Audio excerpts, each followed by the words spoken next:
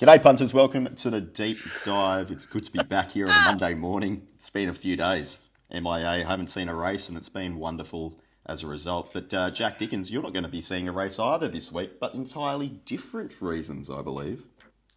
Yeah, we've got the race-free week in Victoria, which, I am very happy about. The trainers, I think they ended up being okay with it. I think, can't remember. Danny O'Brien wasn't worried, as he said. It's just going to be 2 synthetic meetings. Racing basically starts on a Wednesday in Victoria anyway, unless you've got a lot of slow ones, and then there'll probably be a really wet track somewhere. So we're racing again on Saturday. Really excited about the week off. We're going to talk about it later on, but fuck, I wouldn't have been happy about it if it hadn't raced on Sunday. God bless Sale. But should we first touch on, because the show's not live, Peter? Look, there is no way we'd be doing this next segment if we were doing a live show, but we'll have a go here and see what happens. If it just cuts all of a sudden. After the weekend that Shane's had, and Shane wants to talk about it, but whatever Shane wants, Shane gets. Horse welfare, but in a different sense, what happened on the streets of Sydney, what has happened as a result since on social media. Curls, I haven't been with us. I've been somewhere where there's been no protests, there's been no media, there's been no internet reception. Tell me what happened. Well, obviously there was that protest, the anti-lockdown protest in Sydney. I'm going to try and stay on Australia's brightest human beings attended. Yeah. Some of Australia's deepest thinkers, deep thinkers, have decided the best way to get myself out of a lockdown is to go and potentially super spread the exact thing that is causing the lockdown. Yeah. So many different angles we could go on here. We could talk about ScoMo's silence on it. We could talk about a lot of things. But the headline act was... No, don't talk about ScoMo, because every week when I bash that poopy pants, incompetent, lacking in leadership human being, one or two people get in touch on various platforms to ask me to please refrain from offering any political views. So let's not talk about poopy pants, not speaking about this protest, but speaking up about the women who protested. Was that 2 months ago? 3 months ago? Well, in the words of Poopy Pants, the women were lucky they were able to protest, because in other countries I'd get shot with rubber bullets if they did. Or run over by horses. Anyway, back to you go. Back to the protest. Now, obviously, we've seen some fanfare on Twitter about old mate in the free speech T-shirt with that image of him with the outstretched arm, with his fist making contact with the horse's head. I tweeted that early. I felt like I was like exclusive #breaking with my retweet. I retweeted the image and said 4 weeks and a $500 fine, #plate smasher. Good. But then I left it. Because this TB said at about the 600, I'm a Bronco, will need a miracle. And the plate smasher found the miracle, so he's in the clear on today's show. Well done, Billy. Great ride. Thank you. But then, after that, I scrolled back on over the next, 24 hours or so. Half of that period, I was highly infected with crack and rum disease. But there was people in the racing industry calling for the perpetrator to be hung, drawn and quartered. We wanted life imprisonment. We wanted public stonings, public hangings. We wanted to cut his arms and legs off. Massive outcry from within the racing bubble. A lot of big names on there too, getting involved from within the industry. People that have commentary positions on Channel 7 and Racing.com and Sky. So yeah, quite controversial image. Then we've seen a little. We've seen a video. I think a friend of the show, Damien Ratcliffe, might have posted the actual video of the incident. And it seems like the protester was more like defending himself or pushing the horse away. Hard to know sort of from the still shot and then that small grab of grainy vision, but certainly caused plenty of controversy. Controversy! I was going to say, we're sending it to the bunker then. Yeah. It just shows you the power of the media, though. Like, I spoke to my mum, who doesn't care about racing, but she was like, "Oh, that fucking guy punching the horse because she only saw the picture. You know, everyone just saw that picture and overreacted. 1,000 words, as they say. Well, speaking of overreaction, the guy was hunted down, charged, and refused bail initially on the Sunday. And I think he's been bailed since. And, like, that's outrageous. He's been charged with animal cruelty, number of other charges, you know, affray or neglecting to obey a direct order, whatever bullshit language they use. Yeah, quite outstanding, really. I've got more of a question rather than anything else about the whole thing. Why the fuck are we using horses as battering rams to disperse crowds? Well, because like the first, like, one of the first ever sort of like arms races in human history was horses. They are like a instrument of war. That historically they intimidate and scare people. That's what they're there to like control the crowd through fear and dominance. And a human being clearly lacking in the ability to make like decisions because he was fucking there in the first place, you know, reacted to the horse. But you can't. Stupid. It's a ridiculous argument on tweets in Twitter world of, oh, it doesn't matter whether he punched the horse or not. What was he fucking doing there? Well, it does matter if he punched the horse or not because that's what the blow-up's about. That's what he's being charged with. Now, I think he might have had a set of knuckle dusters on. Oh. In the image. The plot thickens. And, you know, he grabbed the horse's mouth. Like, I don't know. It's hard to... He's a reptile. Hideous reptile. And if it's animal cruelty, then it's a deep hole for everyone who's ever, you know, especially in the racing game. But it was, whilst he's a reprobate and disgusting human being, it's also, it was peak racing bubble work. It was bubble bath and everyone just said, this is a great opportunity for me to insert myself and get some traction, some interaction on my tweets by getting around this, because everyone will agree.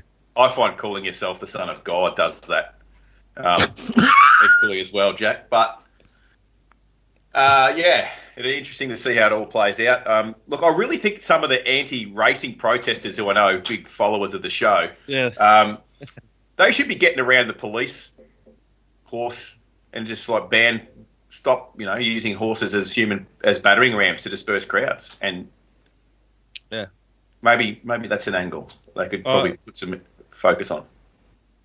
Yeah, I feel sorry for the horse. Terrible situation for him to be. Which is what like racing Twitter does. They feel sorry for the horse, I think. Yeah, because he got punched. Remember, I like my horses fast and first, Jack. Not used to disperse crowds on a Sadiavo. Wonder if are they ex-race horses? Well, that horse's name was Tobruk. Oh, that's his racing name. And everyone would resonate around that without knowing the actual story of Tobruk racing. Yeah, great narrative anyway. That was a highlight off the track. Possibly even on the track from the weekend. But... On Saturday it was for us in Victoria. Whoa. Fucking hell. Fucking hell. Now,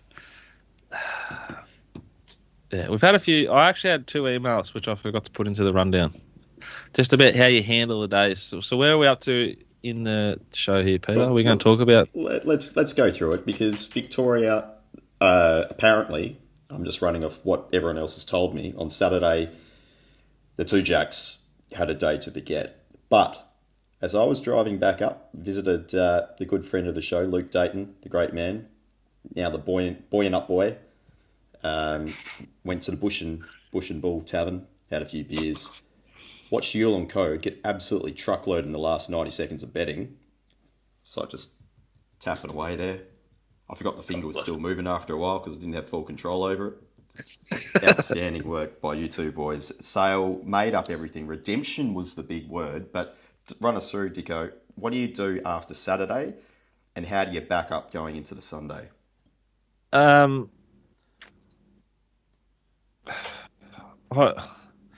I found Saturday really, really hard. I find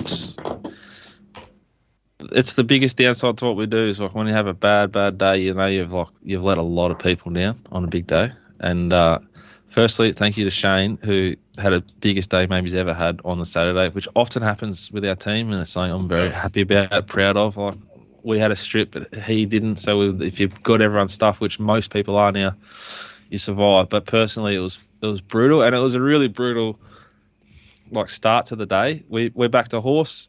The deck in Morphettville took 350. It started 260. So it's a great. I've gone back and reviewed the bets on Saturday night because I can't sleep when I lose like that. And it just hasn't handled the track. Went fucking awful.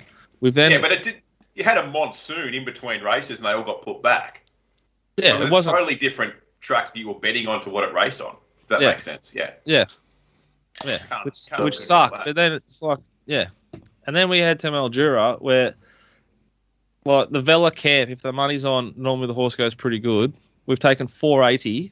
It started 260 the fair, I think, top of my head. That just fucking wins. Then it pings the lids. It's in a beautiful spot. Then there's a horse that knocks us off that is threes out to $6. Maybe not one human being back with this fucking horse.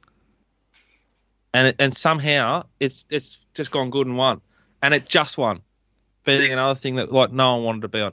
No one wanted to be with the horses that knocked us off. And two solid bets, particularly one at Mildura. If you take 480 Corp MBLs about a horse that starts 260 the fair, life's going to be pretty good if you can do that more often than not.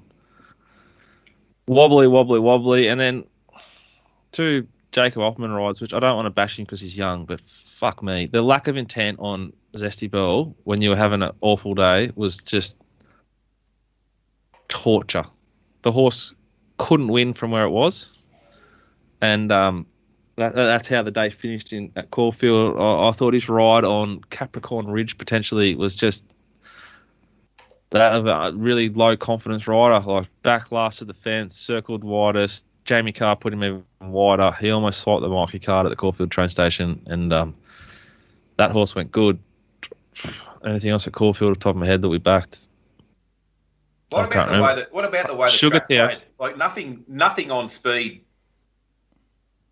Which suited us though. You wanted to be 1 to 2 to 3 pairs behind the speed because there was a 23 kilometre wind.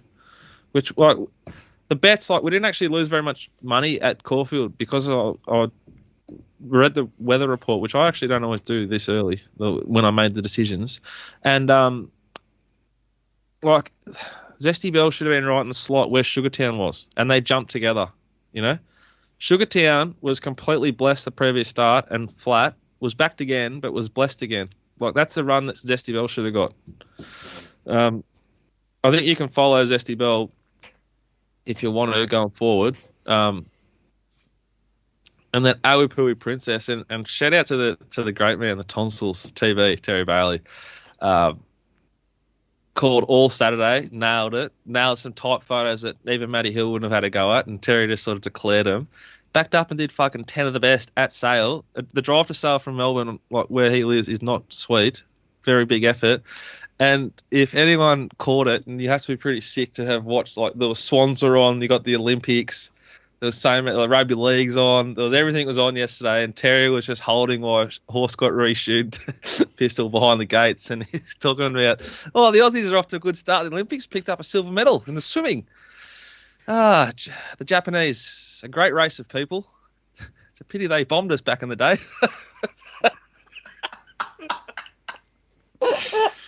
So you had to be really sick to catch it, but TV was filling time there at Sale, and it was fucking all time. I was tearing up in the office. Is there a chance that TV could be calling the equestrian for the Olympics right now? It should be. I can't believe I haven't taken him over. I was watching that a bit last night. It was good. Yeah, I read on Twitter or something that someone said that Matt Hill was calling boat races, and I thought he'd moved to Sydney. Sydney races. As it turns out, he was calling the rowing at the Olympics. I had no idea what was going on. But, TV done a marvellous job. Loved his call on I Am a Bronco. Loved his call even more on that horse Worsfold that we're on as well. That just sprayed me right up. I think he was on it. Yeah, he must have been. I think he was on it. Lucky time, It must have been a very fat day at Sale for the Jacks, because one Jack Yeah, Jackson. You could tell how I could tell he'd won a heap on the day because he decided in the chat group when I was blowing up, which is unlike me about rides. Oh. Jackson says, I don't think the ride was that bad, to be honest. He's clearly won a fortune and didn't care about the last race result. Yeah, Jacko's out wide stuff. He's tipped France to cover 8.5 or with 8.5 or 13.5. But the reverse now, he blowing up this morning didn't take him straight. Oh. So they knocked off the dream team. But yeah, we lost 17.5 units on Saturday across Caulfield, Mildura and Morphettville, but we won 23.5 yesterday at Sale. So everything is right. We're going to be winning. We're winning 36 units for July. We're going to win for 6 months straight, flying into August. I think we've got one meeting left in Victoria for the month, which it's not possible for us to dust 36 units. And we are back to the valley. So very exciting. Just quickly before we leave Victoria, what is the plan for the week off? Obviously, we've heard a lot about what the trainers and jockeys won't be doing. Well, actually, I just assume that they've been banging on about that. But what are you doing? A little like the Chop King Jr., Ethan Brown, who's riding out of his fucking skin, is underrated and should be used a lot more than he is, said when interviewed after getting lobster noodle home, which was just a peach. Coffin, calm, balanced, strong riding, kept the horse in a rhythm, fucking outstanding. God bless you, Chop. He said, well, there's not actually a lot we can do because we're in lockdown. So, probably fuck all.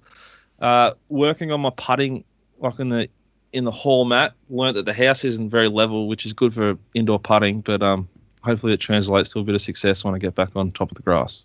Yes, apologies. I might have forgotten the fact that people are still in lockdown in this country. # West is best. Well, we're a chance of getting out on Wednesday, I think. Okay. There's 11 cases today, so and they're all in isolation. So, isn't it great how we all communicate in the same language? Those who have been in Victoria, we talk about in isolation versus out in the community. Like, it's just like natural. As soon as you mention cases, but rider, that's 2 days in a row, another 12, and I can fly back. Yeah, well, also in Victoria's defence, they're likely to be in isolation, aren't they? Because Dan locked down the whole state, didn't just ask you to be good like Gladys. Settle down. Isolation's a good thing. I do some of my best work. That's what I'm saying. Isolation. Well, I spoke to Scurry and to Sheen on Sunday. It's a scary times up there. There's no end in sight. No. I think they had 140 cases. It's fucking shit. Also, like, we're just having a conversation now. We've just completely ignored the deep dive. Welcome back to the deep dive. Girls, Queensland, this is the last week you can get 50% off your set. Once it's over, it's over. I think we should probably pen that. What do you mean? Well, could he fucking go any better? No. Like, you're buying now, you're buying 3 years worth. I don't think and then you're just collecting. I think it's cheap enough when it's full price, to be honest. Well, it's not doing it again. This is it. Once it's over, it's over. You've got until the end of the week. We spoke about it. We spoke about it maybe last week, or when you asked me like how we celebrate a big day, and I said I'm just not as good at it. Like, I was flaring up on Twitter and shit as you are. You really put the shoulders back, didn't you? I did, actually. My oldest boy has a big school footy match on the weekend, so all the sort of parents of the school get there and get on the piss, and being good, a lot of good country lads go to school there and board there. Like, you can drink Bundy rum or Bundy rum, basically. So I drank as much Bundy as I could stomach before I slid a few Krakens into me. The spice rum's all my go. Yeah. Pleasure. Yeah, enjoyable. I copped a spray in the chat on the app last week because I didn't bet in the last few races. I just wasn't confident, comfortable. Prices weren't up my alley, and old mate gave me a fair spray. Basically, called me a pussy for not betting. And were you? Pardon? Were you? No. Well, are you? The opportunity wasn't there, but I hope he likes apples because on Saturday, how do you like them apples? I bet the most units I've ever bet. Just like I said in the message I sent during the morning, saying, like, we're going to bet the drift because there's a lot of horses that I like that are short that we're going to pile into late. And I dead set should have got, I should have backed another 3 or 4 winners. I got stitched up on a few. There was one on the Gold rides. Coast, maybe, where he was looking over his shoulder. It's like, no, don't worry about that. Just go to the fucking finish line, would you? Get in your work. Drifted to 240 and SP to $1.80. It was 2:40 3 minutes before the jump when I sent the notification. And looks, I don't think we were the only ones on it, but anyway, there's a number of those ones throughout the day. But anyway, it was fun. A couple of things of note, probably from the day that took my eye. Firstly, there's a lot of press. Local press, an apprentice jockey in Queensland, Kyle Wilson-Taylor. So only a young fella, claims 3 in the metro area. He made the stewards report this week, and for another suspension, he's getting very good at it. 21st whip offence, it says in the stewards report, where he hit the horse 6 times more than permitted before the 100 metres. 21st offence. And copped 14 days. He's spending a lot of time on the sidelines from suspensions, which is a bit concerning, I would have thought. And I don't know, I'm not always big on suspending, kids, and they should be riding more. But I think when it comes to whip offences, I think that's they're going to miss out on making money, aren't they? So, if it's an issue, if the whip's a big issue and the stewards are serious, and you have had 21 whip offences, there's something's got to change there, doesn't it? Yeah, but the whip's like a bubble bath. Does anyone give a fuck about it outside the bubble? And what are they going to do when they react to the people outside the bubble who everything's for, when they find out that they wear spurs? Yeah. Because I've said this a few times, I'd much rather cop a whip across my ass than have someone sit on me and dig their fucking heels into my ribs. It's just not disagreeing with that. One race that really took my eye. Now I did bet in the race, and we did back the favourite. It got beat, and KWT was on it. Talking about race 7 at Doomben. So Indispensable was the horse that we backed. I think we took $1.95 or $1.90. SP to $1.70. Normally I'm a bit reserved from backing anything under even money, but I rated this thing pretty short. I found the fence first and then got crossed by the Waterhouse bot horse, Regal Stage. And then 12 lengths fast, 12.4 lengths fast, the race to the 600. Now the only 2 on-speed runners in the race, and Matt McGilvray's ridden Regal Stage, and he's completely gone as a jock up here.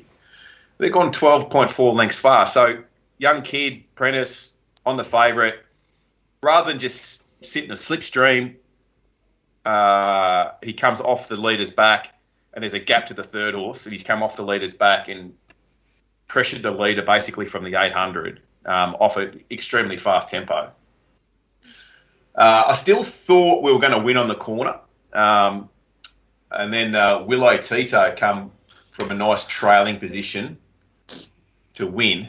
Now, obviously, fast run tempo, blah, blah, blah. I thought I've got to go back and have a look at these figures on puntingform.com.au because I couldn't believe Willow Tito went as good as it did. Now, it's probably, I'm being conservative here, saying its figure is, no, I'm being factual. It's 9 lengths better than anything it's ever done. Now, this is this Costa stable who I can't catch. There was money for this, bit of money for it. It was very solid. How many starts has it had previously? 33 starts. This was start 33, and it's run a peak. Now, not only by 9, you said. By 9 lengths. Now, not only a peak, right? I just want to break down a few of these numbers here, and this is what grades you up, in my opinion. The race has gone out 12 quick, so Willow Tito's tracked that speed in about 3rd or 4th from memory. So it's gone itself negative 11, home in negative 0.9. So it's gone 11 quick and still broke benchmark on the way home the last 600 itself, right? Now, if you go through its form, the last time it was in a fast run race, they went out 8.7 quick. It had it went out itself 8.7 quick, got home 5.8 slow, You go through all its figures. It's never been able to do anything like this whatsoever. Barely breaking benchmark on the way home. Mainly, its best figure was a minus 2.9. Before that, it was Gold Coast on a heavy track, negative 2.5. So there's no way I could have found it just off that. Staggered me now, and I thought, well, maybe the figure could have been inflated or something like that. You always sort of want to double check your work. The start before that, indispensable one, he went out negative 6.7, got home in negative 5.1 to run a negative 11.8, which is exactly the same figure that he ran on Saturday in running second. So indispensable has been, very good his last two runs, and I suppose the early burn sort of cost it, but Will Tito to do what it did was quite staggering. Yeah, I was even just looking at the class figures, Curls, and there's only been one other time where it's got close to beating the class. So it's basically beaten the class by 7.3 lengths. It's run second at the Gold Coast on the 13th of March, beating the class by 6 lengths. But its best winning figure against the class has basically been 0.9 lengths better than the class, and that was back in 2020 in July. So really, this is clearly well and above its best performance at start 33, as you said. So, and they knew it was coming. Yeah, look, it wasn't off the map or anything like that. I mean, it was still like double figures, as low as 9. But I think they got bet like $15 or something after. So it was solid anyway. All right, there was money. There's money there for it. Looks like I touched. I was just going to say, it's been up for a while as well, but it looks like it hasn't really had a proper spell at any stage. No, so anyway, one of those ones that are going to sort of grow you up going forward, because like next start, it's starts at $1.50 off that, doesn't it? One other, and the stable had one other runner on the day, which sort of Betfair said it wasn't going to get the right run, and that's sort of how it turned out at the end as well. So anyway, that's about it. That was about the highlight for me from Brisbane. I've been saying this the last few weeks, just some good old-fashioned off-season racing. The other horse, probably the best performance really, was Hinged, the 2-year-old at the mile, which we discussed on the live show. That was a really nice way to start the day. He's another horse that Cole Wilson Taylor rode in. Went out very quick. 6.9 lengths fast. I did the same thing to that, Curls, as I did to Peters. We Curls and I had a couple more drinks together via Zoom on Thursday night, and I forgot that I backed Hinge, and I forgot that I backed whatever that was. So then I backed him again on Saturday. Yeah. And particularly, I've seen it. Just even with the one bet on it, I rode that so hard because I needed it badly. Anyway, it pays to watch the show. It does indeed. I can't remember anything that happened, but it must have been a good one. Well, you weren't on it, but you were probably best on ground. You were pestering us. And apologies to everyone who didn't watch the show on Friday, because I think it was something along the lines of between 1.5 and 2, how many units am I having on Amazonas? And really, if I'd probably done a little bit more form, I would have tried to price it a touch shorter. A few of the arguments there was it started shorter than Narodio last start. Narodio was completely blessed. Perfect run with Lacto in the saddle. Amazonas wasn't suited going to the line, and suddenly Narodio's into $2.20 I saw before the jump, and Amazonas is $5 and firm late into $4.40. I thought, well, we'll find out. Anyway, good performance. You're looking like shit, to be honest, Peter. You've had a big weekend, and Curls is looking fresh as fuck. Winning's good for you, isn't it? Yeah. It really is. Yeah, it helps. It definitely helps. All right, was there any? There's no other questions, was there? I didn't see any. Well, I didn't ask for any. The intern didn't ask for any because I told him that I doubt Peter's going to be alive. So I'm surprised to even be here, really. It's a pleasure to be here as well. All right, boys, what's in the week ahead? Do I need to review anything at Caulfield or just... No, you do not. I thought Pounding was good versus the bias or the pattern, and I reckon Evening Glory's going pretty good. But TB told you about Pounding on Sunday if you were listening, so... Doesn't just call the races, he's reviewing Caulfield on the go. Freak. Always reviewing a bit of pounding on a Sunday. Very good. All right, Curls. There is nothing in Victoria until Saturday when you're back at the Valley. But what's happening in Queensland? Well, tomorrow I'm off to Death Valley, also known as Gatton. Oh, Christ. Hasn't been a happy hunting ground for me this year. So I'm going through the fields. I'm not as excited about Gatton tomorrow as what I have been in the past, but we'll see what unfolds. Doomben Wednesday, and then Ipswich Friday. And then my birthday on Saturday. So I've got... Is it? Gold Coast, Eagle Farm. I'm really looking forward to having to the Eagle Farm fields. Back in the news again, Eagle Farm.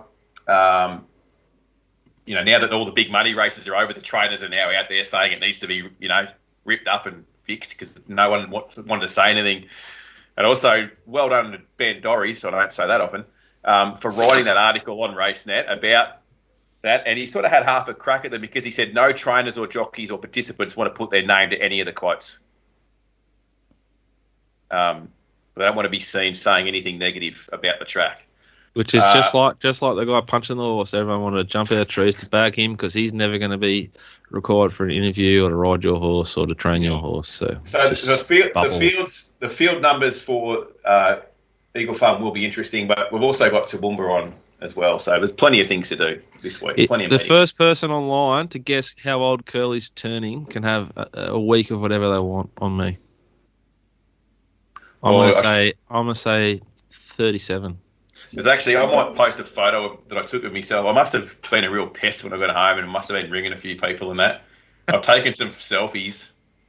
It's not pretty. I look better today than what I did at 1 a.m. Saturday. Were you hugging the porcelain again on Sunday morning? No,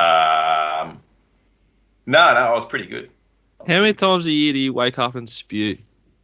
Nah, rare. Honestly, rare. But what? Just in recent times, though, I have had a bit of a realisation that I am really struggling to handle it. And you're in so much trouble because a young bloke, to save cash, he's going to drink piss at home with his dad. Yeah. And he's just going to be able to go. Yeah, I'm definitely starting to feel the pinch. Yeah. I am. I'm feeling the pinch. I'm feeling my age. But I'd rather be hungover than dead, Jack, so we push on. There's a few clues to the over and under line. All right. In New South Wales, there's Kenzo on Wednesday, Wyong on Thursday, Royal Randwick on Saturday, and Kembla Grange on Sunday. Meanwhile, in Wester's Best Land, Mounting Yard Mail from Belmont on Wednesday. I won't be going to Northern on Thursday.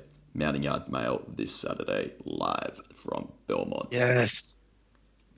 Bit of rain around out that way, isn't there? Yep. Potential flash flooding this afternoon, so I'll look out for that. I won't go outside because I'll probably end up face first in the ground and not moving. I wouldn't go outside either because someone will yell out, "Hey, Jesus!" Hey, he's in hot demand at the moment, isn't he? It's good protection against those vaccines. Ooh. Just remember, kids, take off your mask. Jesus will protect you. Jesus wasn't vaccinated, bro. And on a serious note, I'll have the week off. I'll be pretty bored. So if you do have any ideas, feedback, thoughts, email me, jack@themailbag.com.au. If you've got any ideas, I'd like to hear them. Bye for now.